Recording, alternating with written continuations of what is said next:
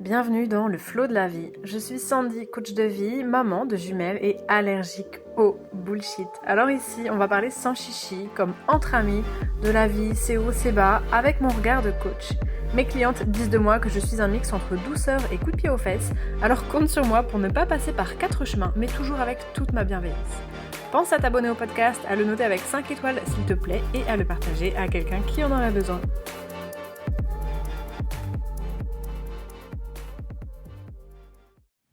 Pourquoi je ne suis plus végétalienne ou comment et pourquoi s'affranchir des étiquettes. Aujourd'hui, je vais te parler d'un truc qui va parler, je pense, à pas mal de personnes parce que le sujet du véganisme, etc., ça a quand même explosé ces dernières années. Mais si t'es pas végétalienne, si t'es pas végane, si t'es pas végétarienne, s'il y a rien de tout ça, ça peut quand même vachement te parler parce qu'on va parler des étiquettes, on va parler du fait de s'enfermer. Pour te placer un peu le contexte, j'ai 34 ans et ça fait 34 ans que je suis végétarienne. Végétarienne, si tu ne le sais pas, c'est ne pas manger de viande et ne pas manger de poisson. C'est mon éducation qui a été faite ainsi, ma maman est végétarienne, on m'a éduquée ainsi, tout en me laissant toujours le choix de choisir finalement, mais j'ai fait mon choix, et qui est celui de continuer et de préserver ce régime alimentaire. Le végétalisme, le fait d'être végétalien et pas végétarien, c'est le fait de ne pas consommer de produits animaux dans leur ensemble. Donc au-delà de la viande et du poisson, ça va être le lait, les œufs, donc tout ce qui est le beurre, la crème, le fromage, les dérivés. Être vegan, ça s'applique au mode de vie dans son ensemble. Donc il y a l'alimentation, donc qui est sans produits animaux, pas de viande, pas d'œufs, pas de fromage, pas de miel, mais il y a aussi vraiment un mode de vie qui va inclure des cosmétiques non testés sur les animaux et qui ne contiennent pas, par exemple, de lait d'âne, comme ça peut arriver, ou de bave d'escargot, ou de miel. Ça peut être les vêtements sans cuir, sans laine, etc. C'est vraiment un mode de vie où il n'y a pas de produits, pas de choses qui viennent d'origine animale. Voilà un peu pour la différence. Moi, depuis toujours, je suis végétarienne. Et il y a quelques années, j'irais une dizaine d'années de ça a commencé à me titiller, le sujet des produits laitiers. J'ai vu des reportages sur l'industrie laitière.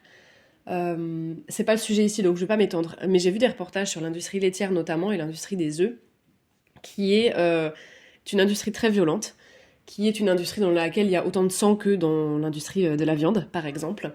C'est une chaîne. Vraiment, si ça vous échappe un peu ce process et que ça vous intéresse, allez creuser, vous comprendrez pourquoi je vous dis ça. Là, c'est pas le sujet du tout. Mais voilà, bref, ce sujet-là, des produits laitiers, etc., me titillait depuis longtemps. Je suis bretonne, je suis née dans une marmite de beurre, j'en mangeais, mais en veux-tu, en voilà.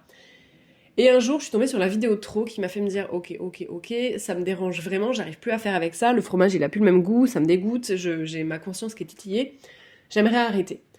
C'est tombé pile au moment où je suis partie en voyage à Londres avec une copine, et Londres, c'est une grande capitale, et comme toutes les capitales, il y a beaucoup de choses, beaucoup de choix, et notamment beaucoup de choix vegan, en termes de resto, de glace, et tout ce que vous voulez. Et je me suis dit, waouh, ok, donc c'est possible, un autre monde s'est ouvert, et je me suis dit, go, on tente l'aventure. De toute façon, si ta conscience est plus ok avec ça, ça te titille si quand tu bouffes ton râpé sur tes nouilles, tu te sens, il y a une image qui te vient, tu repenses au reportage, ça te met pas bien, tente en fait, voilà, essaye et tu verras si t'es plus aligné en ne consommant plus ces produits. J'ai arrêté pendant des années, j'ai vu 1000 bienfaits, vraiment. J'ai vu 1000 bienfaits. Une fois de plus, je le redis vraiment, il n'y a pas que des bienfaits dans le régime végétalien, il y a vraiment, vraiment pas que des bienfaits. Alors là c'est la naturopathe qui va vous parler, mais c'est adapté au terrain, au tempérament, à la constitution de chaque personne, à ses besoins, à ses carences, à ses déséquilibres, à ses capacités digestives, à ses capacités à synthétiser certaines choses. Bref, ne vous lancez pas, comme moi je l'ai fait à l'époque, là-dedans à l'aveuglette, parce que j'ai vu beaucoup de bienfaits, mais aussi beaucoup de méfaits. Bref, faites-vous toujours accompagner et faites des choix éclairés et en conscience et en vous étant bien renseigné sur vos besoins, etc. Et comment compenser éventuellement ce que vous allez retirer de votre assiette. Bref, allez, la naturopathe en moi se calme, mais voilà, j'ai tenu ce régime-là pendant des années et des années, ça m'allait très bien, j'étais très contente de moi parce que je me sentais beaucoup plus légère, j'étais contente de plus participer à ce que j'avais vu, voilà, bref, tout un tas de choses. Et pour autant, j'étais extrêmement mal à l'aise avec l'étiquette qu'on me collait quand on me présentait, par exemple, dans une soirée où je connaissais pas les gens ou quoi, en disant « Sandy, elle est végane ». Et j'avais toujours un mouvement de recul. Non pas que j'assumais pas mon régime alimentaire et ma façon d'être, parce que je partageais beaucoup de contenu là-dessus sur les réseaux, j'avais beaucoup d'échanges à ce niveau-là, etc. Je n'ai jamais caché mes convictions. Loin de là, mais j'ai quelque chose, et ça c'est personnel, avec les étiquettes. Ça me gratte, ça me tord un peu à l'intérieur, ça m'oppresse.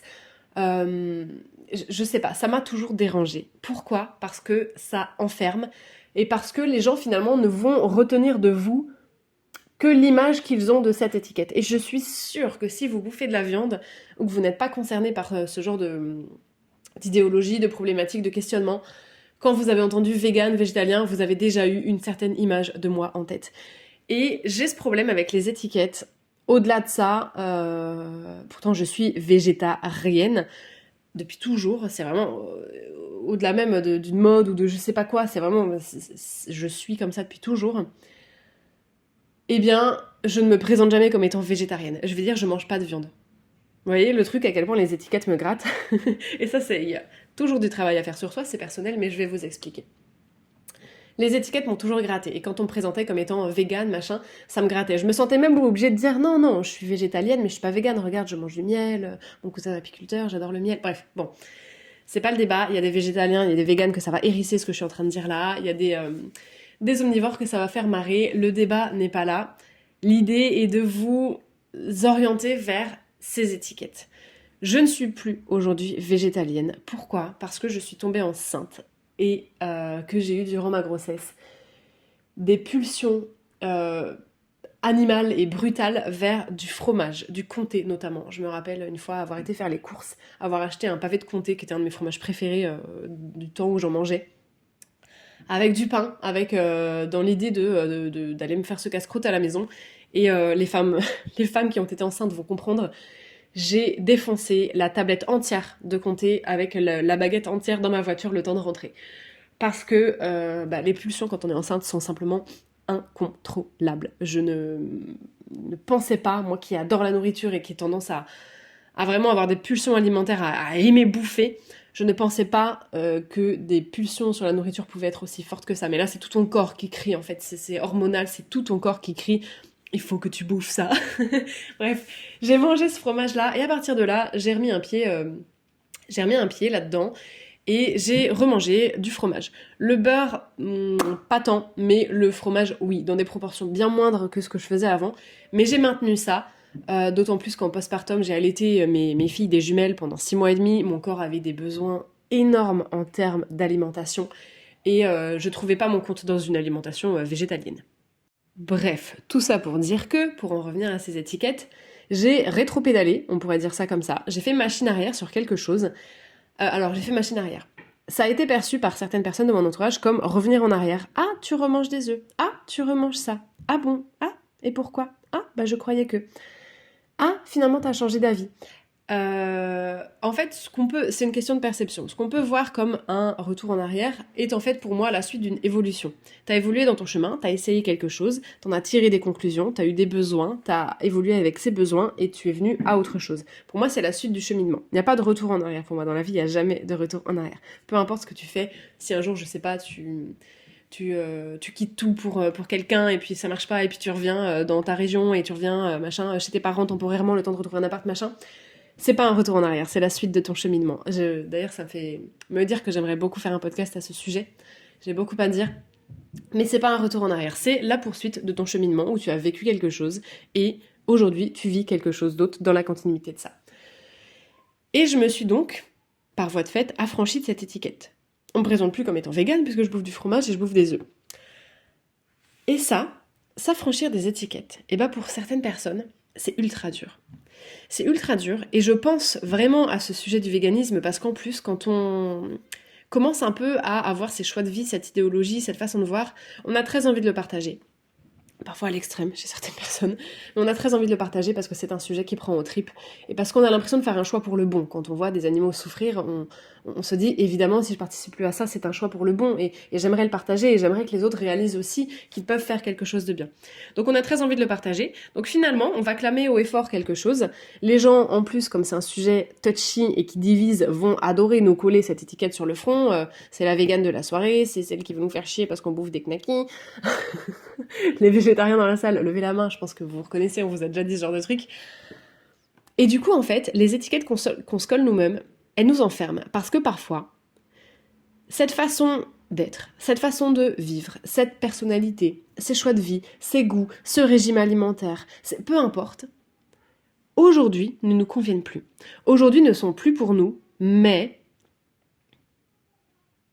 on va redouter de les laisser derrière.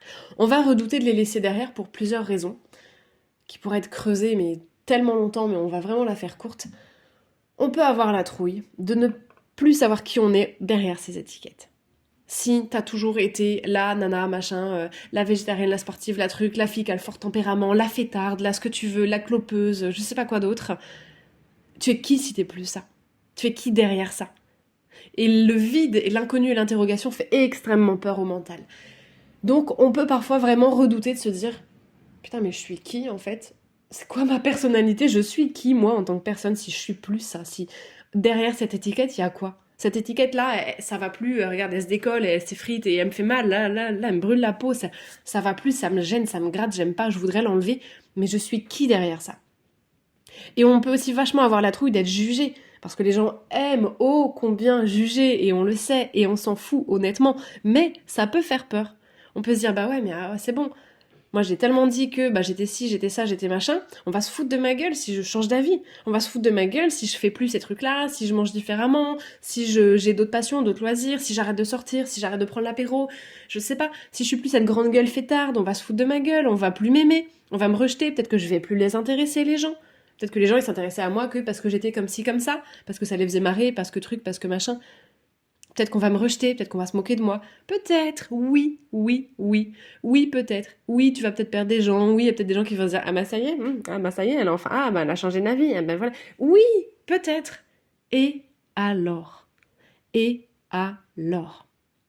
Deux questions pour toi. Est-ce que l'opinion des gens paye tes factures ? Et est-ce que c'est ces gens-là qui seront avec toi sur ton lit de mort le jour où tu partiras ? Est-ce que à la fin de la fin, t'en auras vraiment quelque chose à foutre que Robert et Martine, au dîner de famille, se soient foutus de ta gueule parce que t'as recommencé à manger des œufs? Sincèrement. Mais les étiquettes enferment. Et c'est là où je voulais vous amener. Ayez de la tolérance. Ayez de la tolérance. Voilà, point. Fin de cet épisode. Ayez de la tolérance envers vous et envers les autres. Ayez de la souplesse. Ne soyez pas rigide envers vous-même et envers les autres. Votre vie vous appartient. Vous avez une vie à vivre, à découvrir, à expérimenter. Vous allez évoluer et encore, et dans 10 ans, et dans 15 ans, et dans 30 ans, vous évoluerez encore. C'est le propre de la vie. La seule constance de la vie, c'est que rien n'est constant, que tout change constamment, tout le temps. Vous évoluerez toute votre vie. Donc, ne soyez pas sur votre dos constamment. Faites selon ce qui vous appelle à ce moment-là, faites selon vos envies, vos possibilités, vos besoins, vos désirs, vos opinions. Restez ouverts, mais lâchez-vous un peu la grappe, laissez-vous le droit de changer, de cheminer, d'évoluer, de tester, de voir si c'est fait pour vous, pas pour vous, d'assumer qui vous êtes. Et c'est pour ça aussi parfois qu'on a du mal à assumer qui on est, parce qu'on se dit bah oui mais finalement là je vais show up sur ce truc là, mais après si je suis plus comme ça, et alors bordel de merde, c'est ta vie, c'est ta vie, c'est ta vie. Donc autorise-toi à vivre ta vie, à faire des expériences, à essayer selon ce qui est bon pour toi. Si là tu sens que ce qui t'appelle c'est d'aller vivre dans le Périgord, élever des chèvres et que ça te fait kiffer et que tu le fais pendant 10 ans et qu'après finalement tu ressens un besoin de civilisation et de ville et d'animation et que tu dis vas-y je me prends un petit loft à Paris et je vais je sais pas bosser sur les Champs-Élysées, mais fais-le, et si ça fait marrer quelqu'un que tu troques d'un coup ton bâton de berger pour aller travailler chez Sephora et que ça te fait kiffer, on s'en fout, c'est ta vie. Autorise-toi à vivre, autorise-toi à faire tes expériences. Et aussi foutez aussi la paix aux autres, foutons la paix aux autres qui font leurs propres expériences. Voilà, parce que Si nous on a peur d'être jugés en essayant ci, en faisant ça, etc., ben c'est parce qu'il y a des gens qui jugent. Et ces gens qui jugent, ça peut être aussi nous. Peut-être que nous aussi on est jugeants envers les autres autour de nous. Peut-être qu'on s'en rend pas compte, mais qu'on est jugeant. Un petit truc, un petit pic, un petit machin, une petite blague, un petit truc. Eh ben foutons la paix aux autres aussi. Et partons du principe que les autres ont le droit d'essayer. Pour vraiment revenir sur ce sujet du végétarisme, véganisme, etc., foutez aussi la paix aux autres là-dessus. Même si vous êtes végane, même si vous êtes végétarien, même si c'est un truc qui vous tient extrêmement à cœur, je sais que moi, dans mon parcours, et j'ai 34 ans, donc je vous laisse imaginer quand j'étais à l'école, par exemple, il y a de ça, 25-30 ans, à la cantine, quand on était tout petit, là, on nous servait des trucs. J'aime autant vous dire qu'à cette époque-là, le tofu, les restos véganes, etc., c'était absolument pas démocratisé. On aurait dit vegan à quelqu'un, il aurait même pas su. Voilà, ça n'existait pas en fait. Il existait du tofu blanc, en bloc, informe, sans goût, et c'est tout. Aujourd'hui, on a des trucs fumés, marinés, aux épices, en forme de steak, de saucisse, de tout ce que vous voulez. Ça n'existait pas à l'époque. Donc j'aime autant vous dire qu'on m'a fait chier. On m'a fait chier. On m'a fait des blagues, on m'a titillé, on m'a... Et les mêmes blagues encore et encore, et tu manges de l'herbe, et tu manges des cailloux, et tu manges des machins. On m'a bien plus fait chier dans mon parcours alimentaire que ce que moi j'ai fait chier les gens. Pourquoi? Parce que j'ai été aussi éduquée de cette manière-là, de tolérance et de, en fait, chacun fait son chemin et ça nous regarde pas. Donc moi, j'ai jamais embêté les gens sur ce qu'ils avaient dans leur assiette. Par contre, moi, on m'a énormément embêté sur ce que j'avais dans mon assiette. Mais figurez-vous que les gens qui m'ont embêté sur ce que j'avais dans mon assiette n'étaient pas que des omnivores. Je me souviens notamment d'une soirée où on faisait soirée pizza avec des amis et j'avais fait cuire ma pizza fromage dans le même four qui avait accueilli une pizza jambon. Et une personne qui était présente avait fait, pas face à moi, on me l'a dit, c'était dans mon dos, une remarque qui, elle, était tout fraîchement végétarienne, genre depuis quelques mois, comparativement à moi qui était depuis 30 ans, a fait une remarque du type c'est pas une vraie végétarienne parce qu'elle met une pizza dans un four où il y a déjà... Et je m'étais dit, mais what the fuck, mais qu'est-ce que... Enfin, j'ai jamais mangé un bout de viande de toute ma vie, et c'est toi qui as arrêté il y a 6 mois qui est en train de venir faire des remarques, juger et donner des leçons. Ça m'avait... Et je me suis dit, waouh, mais le jugement est partout. Le jugement est partout. Donc on est nous aussi jugeants envers les autres. Donc la morale de ça, c'est que pour parvenir à s'affranchir un peu de ces étiquettes, à se foutre un peu la paix, à se lâcher du lest, eh bien, arrêtons de nous juger, laissons-nous le droit à l'erreur, le droit d'essayer, le droit d'évoluer, mais arrêtons aussi de juger les autres. Chacun fait sa vie, chacun fait ses expériences. On ne connaît pas l'entièreté de la vie des gens. On ne connaît pas leurs besoins, leurs valeurs, leur éducation, leurs limites. On ne connaît pas la vie des gens. On ne connaît de la vie des gens que ce qu'ils nous montrent. Et ce qu'on en comprend, ce qu'on en déduit. Donc, c'est le message de cet épisode. Un peu de tolérance, un peu de compassion. Foutons-nous la paix aux uns aux autres, tant que les choses sont faites dans le respect. Et là, les véganes qui sont totalement indignés par ce que je vais dire vont dire « Bah oui, mais alors elle les respecte pas les vaches parce qu'elles mangent du fromage ». C'est un très grand débat, et si vous voulez en débattre avec moi, vous pouvez venir en privé, il n'y a pas de souci sur Instagram ou ailleurs, et on en parle, pas de problème. Mais la morale de cette histoire, c'est pourquoi on s'enferme parfois dans des étiquettes? Eh bien, c'est parce qu'on a la trouille de ce qui se passerait si on décollait ces étiquettes. Alors, au lieu d'avoir la trouille, décollez-moi ces putains d'étiquettes. Si elles vous grattent, si elles font mal, si elles vous font pas du bien, si elles vous étouffent. Et osez vivre votre vie.